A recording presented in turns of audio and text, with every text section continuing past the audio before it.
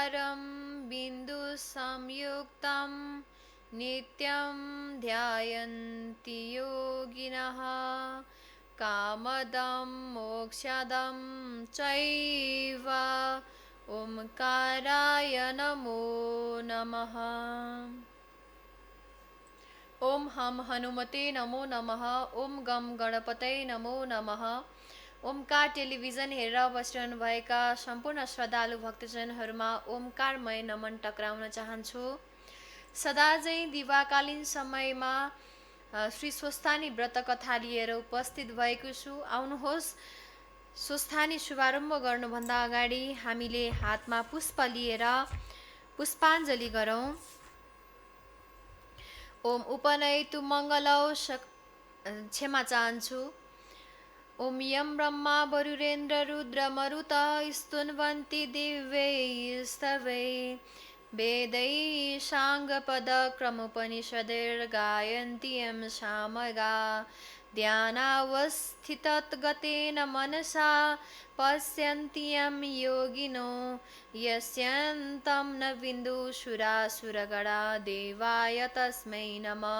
श्रीमच्चन्दन चर्चितो जलवपु शुक्लाम्बरा मल्लिका मालालङ्कृतकुण्डला प्रविला सन्मुक्तावली शोभिता सर्वज्ञाननिदानपुस्तकधरा रुद्राक्षमालाकरा वाग्देवी वदना मुझे बसतु मे त्रैलोक्यमाता चिरं मुखं करोति वाचालं पङ्गुं लङ्घयते गिरिं यत्कृपातमहं वन्दे परमानन्दमाधवं। नमो भगवते तस्मै व्यासायामि तदेदसे यस्य प्रसादात् वक्ष्यामि नारायण कथामिमां।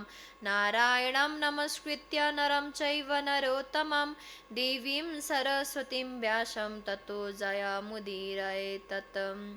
साष्टाङ्गं नमनं कृत्वा स्वस्थानीं परमेश्वरीं कथां सुदोपमां देव्याः श्रुत्वा भीष्टफलं लभेत।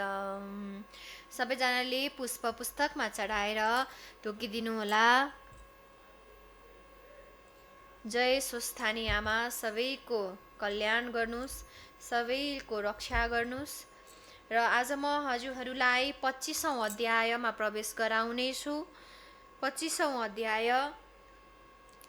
ओम स्वस्थानी परमेश्वरै नमः। ओम श्री गणेशाय नमः। अतः पञ्चविंशोऽध्याय।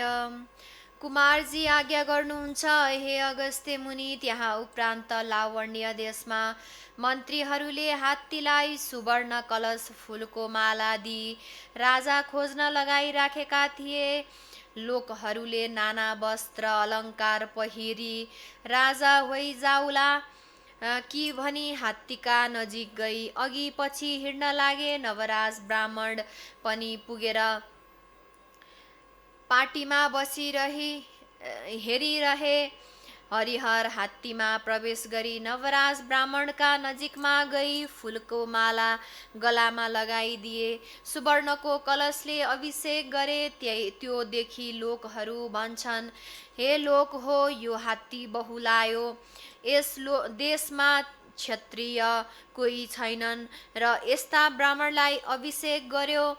कसैले हात्ती बौलाएको होइन, तिमीहरू बौलायौ। मुखले नबोले पनि हात्ती देवता हो। हे मूर्ख हो, ब्राह्मण भए पनि, क्षत्रिय भए पनि, वैश्य भए पनि, शूद्र भए पनि उसका तपस्याले भयो। बिना नारायणको अंशले नारायणले नदिए राजा हुन उसै पाइँदैन। चुप लाग भनी सम्झाए। त्यहाँ उपरान्त हरिहर प्रवेश भइरहेका हात्तीले नवराजलाई सुँडले उठाएर आफ्ना कुम्भस्थलमा राखी दरबारमा लिई गयो। गुरु पुरोहितले नाना वस्त्र अलङ्कार पहिराई सम्पूर्ण सामग्री तयार गरी पूर्ण घण्ट अष्टमङ्गल गरी सुदिन ठहराई त्यस सहरको राजाकी पुत्री लावण्यवती नाउँ गरेकीलाई विधिपूर्वक नवराजलाई कन्यादान गरी राजा बनाए, हे महाराज अभिषेक भएको छैन। सामग्री तयार गर, सुदिन ठहराई अभिषेक लिनुहोस् भने। यति मन्त्री र गुरु पुरोहितले भनेको वचन सुनि नवराज भन्छन्, हे मन्त्री, हे गुरु पुरोहित हो, बिना बिना मेरा महतारीलाई नदिई अरूको अभिषेक कसो गरी लिऊँ। चन्द्रज्योति नगरको सहर बाहिर एक खरले छाएको घर छ, त्यहाँ गोमा नाउँ गरेकी ब्राह्मणी छन्। ती मेरी महतारी हुन्, चाँडै लिन पठाऊ। यति नवराजले भनेको सुनि मन्त्रीले म जान्छु भनी नाना वस्त्र अलङ्कार लिई फौज समेत भई चन्द्रज्योति नगरमा गए र गोमा ब्राह्मणीलाई भेटी प्रणाम गरी बिन्ती गरे, हे महारानी, तपाईँको पुत्र नवराज लावण्य देशका राजा भए उनको म मन्त्री हुँ। तपाईँलाई लिन पठाउनु भयो र आए। यो वस्त्र अलङ्कार र पाल्की ल्याएको छु, पहिरी चाँडो हिँड्नुहोस्।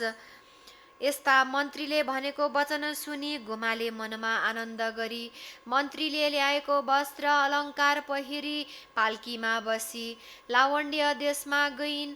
यो कुरा चन्द्रज्योति नगरका स्त्रीहरूले चाल पाएर हेर्न भनी कसैका कपालको केश फुकेको, कसैका पटुकाको छेउ फुकेको, कसैको छोराछोरी सुतेका, कसैले भात खान लागेको पनि छाडी यस्ता तरहले हतपताइकन निस्के। पाल्कीमा बसी फौज समेत भई गएकी गोमालाई देखि आपसमा भन्छन्, हे स्त्री जाति भए हुँदी पनि गोमा सधैँ धागो किती अर्काको ढिकी जातो गरी रहेकी थिइन्। आज महारानी भइन्, पाल्कीमा बसी गइन्।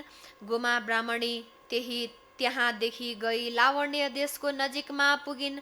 नवराजले चाल पाएर हात्ती घोडा रथ लगी गीत वाद्य गरी सिन्दुर जात्रा गरी दरबारमा लगे र साष्टाङ्ग प्रणाम गरी भने, हे माता, तपाईँका तपस्याले र हरिहरका कृपाले लावण्य देशको राजा भए। धन्य तपाईँको तपस्या, मेरो भाग्य। अब अभिषेक पनि दिनुहोस्। यति नवराजले भनेको सुनि सुदिन ठहराई सुनको सिंहासनमा बसाली नवराज राजा र लावण्यवती रानीलाई विधिपूर्वक राज्याभिषेक दिन। राज्याभिषेक भइसकेपछि गुरु पुरोहित र ब्राह्मणलाई भोजन गराई दक्षिणा दिई विदा गरी हात्ती घोडा रथ तयार गरी गीत वाद्य गर्दै फौज समेत लिई दरबारमा जाँदा भए। इति श्री स्कन्द पुराणे केदारखण्डे माघ महात्म्ये कुमारागस्त्य संवादे श्री स्वस्तानी परमेश्वर्य व्रत कथायां नवराज राज्याभिषेकको नाम पञ्चोविंश अध्याय। सबैमा नमन। मैले हजुरहरूलाई 25औं अध्याय पनि कथा प्रवेश गरेर समापन गरेको छु। अब आउनुहोस् फेरि हामी हातमा पुष्प लिएर पुष्पाञ्जली गरौँ। ओम उपनयतु मङ्गलौ सकल जगन मङ्गलाय श्रीमान दिनकर किरण निवोदित नवनलिन दल निवेक्षण कृष्णकाले वर्षतु पर्जन्य पृथिवी सस्य शालिनी देशोऽयं क्षोभरहितो ब्रह्माण्डा सन्तु निर्भया अपुत्र पुत्रिण सन्तु पुत्रिण सन्तु पौत्रिण निर्धना सदना सन्तु जीवन्तु शरदां शतं तत्रैव गङ्गा यमुना चचत्र गोदावरी सिन्धु सरस्वती च तीर्थानि सर्वाणि वसन्ति तत्र यत्राच्युतोद्धार कथा प्रसङ्ग या कुन्देन्तु तुषाहार धवला या शुभ्रा वस्त्राभिता या बीडावरदण्डमण्डितकरा या श्वेत पद्मासना या ब्रह्माच्युत शङ्कर प्रभृतिदेवै सदा वन्दिता सा मां पातु सरस्वती भगवती निःशेषजाड्यापहा कायेन वाचा मनसेन्द्रियर्वा बुद्ध्यात्मना वा प्रकृतिस्वभावात् करोमि यद्यत् सकलं परस्मै नारायणायेति समर्पयेत् अनेन चितसा भक्त्वा श्रुतं यच्च कथामितं समर्पयामि तत्सर्वस्वस्थानि परमेश्वरीं। सबैले पुष्पाञ्जली चढाएर पुस्तकमा ढोकिदिनुहोस् र आफूले चिताएका हर मनोकामना पूर्ण होस् भनेर कामना गर्नुहोस्।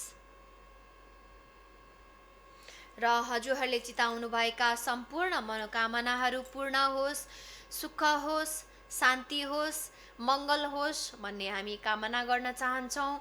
ओमकारेश्वर भगवान र लड्केश्वर भगवानको कृपा आशीर्वाद मिलोस् भन्दै भोलि पनि हजुरहरूसँग उपस्थित हुने बाचा गर्दै श्री स्वस्थानी परमेश्वरीको कृपा सबैमा मिलोस् भन्ने कामना गर्छु र म पनि बिदा हुन चाहन्छु। नमः शिवाय च, नमः शिवाय।